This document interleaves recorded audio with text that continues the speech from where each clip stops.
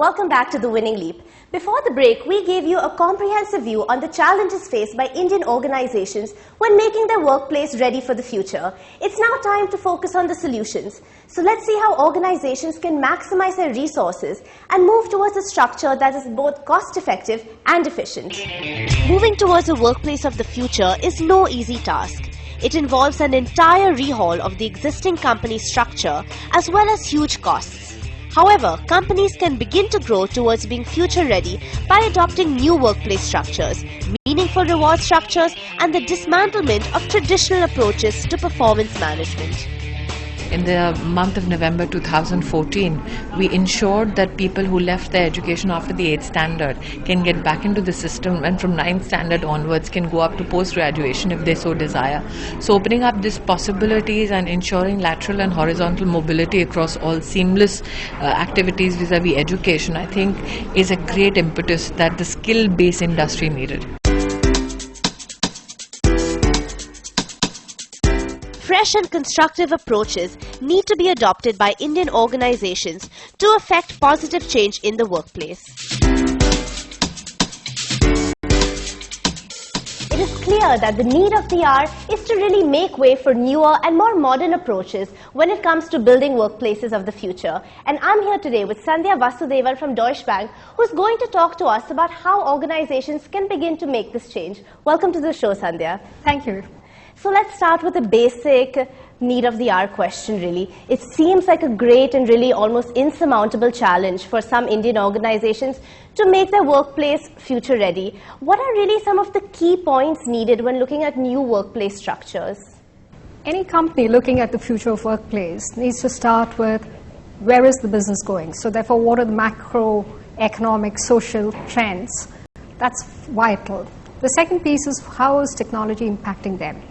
What is the kind of business they are in, and what are the new technologies that will change the way they work? So once you have that understanding, you start looking at how does the business work and what are the kinds of structures that you need to put in place. Therefore, any new business or any existing business which is scaling up will have to start with that as the primary. Once they have that, then they can kind of figure out how they want to take it forward. Okay, and let's look at it also from the employee point of view. How do you at Deutsche Bank really keep productivity high? And let's talk about it in terms of maybe incentives or any reward structures you have in place. How do you motivate individuals? It's not about a job, it's about a career. So therefore, as a company, you start looking at, are you providing them with a workplace which is meaningful, sensible? Is it safe? Does it give them enough flexibility? That's one kind of element. The non-financial aspect, which is absolutely vital for a success of an organization, is, do you like your boss? Do you like your colleagues? Do you want to work in that place? If that is not there, nothing else will matter in terms of driving productivity. My personal view is the future of the workplace is going to be driven by the need of the organization in the stage of evolution that it is, and what's the effort it is going to put to keep people there so that the best in them comes out. Okay, great. And now let's also talk about the role of technology. How important will technology be in really building workplaces of the future? And again, at Deutsche Bank, what role does technology play in Deutsche Bank's development? Even before you join the organization, there are pockets of our organization where digital apps are used to engage with the new employee. There are places where technology is being used to drive learning and development. I don't think we've actually tapped what's possible in the future. If I just take the example of the transport industry, those of us who've been part of the offshored world, we have daily pickups and drops. And in the last 20 years, we've been using transport very effectively. With the coming of Uber and Ola and all the radio cabs, each of those drivers, they come from backgrounds who are not necessarily technology savvy, but every one of them now uses GPS to navigate. So if you look at the transformational potential of technology, I don't think we've even touched the tip of what's possible. So I think it's an exciting time. Yeah, absolutely. On that promising note, let's also now look at the factor of how basically India is nothing if not traditional. And it does seem like a great challenge to get traditional Indian organizations to really change their style of talent management or people management. So what will it really take in India to kind of break down this traditional style of talent management and again get ready for a future? In the new world, things are changing very rapidly.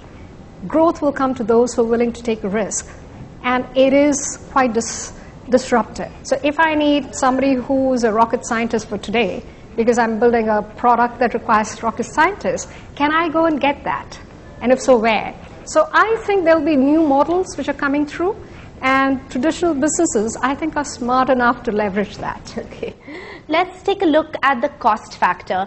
Is this high cost of change a deterrent really for organizations to move to the future? And if so, what can be done about that? I'm not sure the cost of change is that high. I think it becomes extremely high if you try to do it by yourself. You can leverage industry forums like CII, FICCI, ASSOCHAM, lots of good work there. Partner with academics. Result, more jobs created. So I think the cost of change is not as high as we think, because the pie is very large. Well, thank you so much, Sandhya. It's been a pleasure to have you on the show. My pleasure. It's been fantastic. Well, on that note, it's time for a short break, but don't go anywhere, because when we return, we take a look at modern Indian workplaces that embody what we've discussed today. Stay tuned.